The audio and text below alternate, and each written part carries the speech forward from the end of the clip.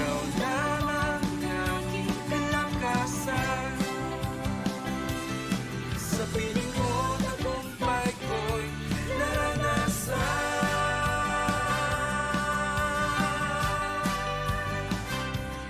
Purihin po ang ating dakilang Diyos na buhay na sa atin ay bumubuhay araw-araw. Sa araw na ito, ang aking ibabahagi na ibinigay sa atin ng Panginoon ay nasa aklat po ng Mateo 24 verse 42. Kaya't maging handa kayo dahil hindi nyo alam kung kailan darating ang inyong Panginoon. Ito po ay nabibigay po sa atin ng paalaala na tayo po ay laging maging handa lalo sa panahon ngayon. Alam niyo po ba ang buhay ay buhay puro paghahanda? Paano ka naghahanda ng almusal, tanghalian, gabihan, paano ka naghahanda ng damit, o paano ka naghahanda pumunta sa trabaho. Life here on earth is about how you prepare your life. Lalo na kung ngayon, nang parating na at pabalik na ang Panginoon. Ang salita pong paghahanda sa English po ay prepare, to make ready beforehand. Okay? Bago pa dumating, handa na. Kaya itong Matthew 24, bago niya po tayo po ay sabihan na maging handa, sinabi niya rin po kasi mga mangyayari, diba? Yung mga rumors of wars, mga great famine, di ba? At mga earthquake, everything, ng mga disaster na mangyayari. At ang mga tao po ngayon ay sasabi na lapit na bang bumalik ang Panginoon. Puro lang tanong pero hindi naghahanda. Right? At alam niyo po ba, sa Biblia may pinaghahanda tayo. It's about to prepare yourself, no? Yung tinatawag na the second coming or the rapture of the Lord na sinasabi.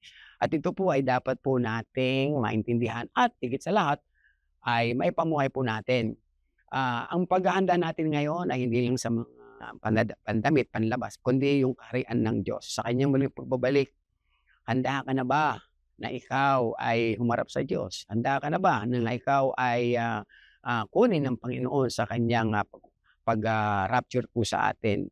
Kasi sabi niya rito, walang nakakaalam. Ni si Jesus, hindi niya alam, di ba? So, ang ambalang nakakaalam. Ni mga anghel, hindi alam. So, ang binigay niya lang sa atin, huwag mo nang alamin, humanda ka lang. At ang paghahanda, ibinigay po sa atin ng Panginoon, no? Yung 2 Timothy chapter 4, verse 1 to 5, sabi niya, be ready in season and out of season. Ikaw man ay bago, matagal ng mananampalataya. Ganun ka po si Jesus, simula noon, o iba po ay bago lang. Hinahanda ka na ng Panginoon. Bakit? Mahal ka ng Diyos, ayaw niyang ikaw ay mapahamak. Gusto kanyang maligtas. Now, paano ito may apply? Okay? Paano tayo maging handa? Una, humble yourself before the Lord. Pakumbaba ka sa Panginoon. Okay? Next is accept Jesus as Lord and Savior. And then, next, no to sin. Iwasan mo na ang mga kasalanan. Lumayo ka na sa kasalanan. I-dedicate mo na ang buhay mo sa Panginoon. And tanggapin mo kaligtasan ng Panginoong Jesus. Sabi niya sa Romans 10:9, sabi ron is yung kung ipapahayag mo, di ba, na si Jesus mula sa iyong puso at lalabas ng bibig na siya'y Panginoon, maliligtas ka. So this is all about the preparation of salvation. Kapatid, kaya hindi po ito relihiyon, mga kababayan, mga mahal sa buhay, hindi po ito relihiyon. Pagliligtas po ito ng Panginoon. Tanggapin mo si Jesus bilang Panginoon tagapagligtas ng buhay mo, panampalataya mo lahat ng kanyang ginawa sa krus ng Kalbaryo, ihanda mo ng sarili mo. Hindi po para takutin, ha? At hindi po para matakot. Handa lang, prepare lang. Ang taong laging prepare, walang takot yan. Kasi handa na siya. Amen?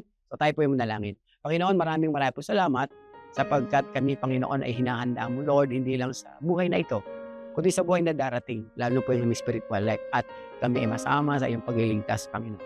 Ano man ang mangyari sa mundo, Lord, handa po kami na kami iyong iligtas, kunin at isama sa iyong karian magpakailan pa man, Panginoon. Ihanda mo po ang aming pananampalataya, ihanda mo po ang aming mga buhay, iligtas mo ang aming mga pamilya, at kami, Panginoon, ihanda mo sa pagharap sa iyo. Pagpalain mo po ang aming mga kababayan at ang aming bayan. Lord, prepare din kami sa mga krisis na nangyayari para hindi kami ninervyos o matatakot kasi prepare po kami. Handa po kami. Salamat, Panginoon. Pagpalain mo po kami lahat. Ito ang aming dalangin sa pangalan ni Jesus. Amen. Amen. Bukas po ulit, araw ng pagpapala. God bless.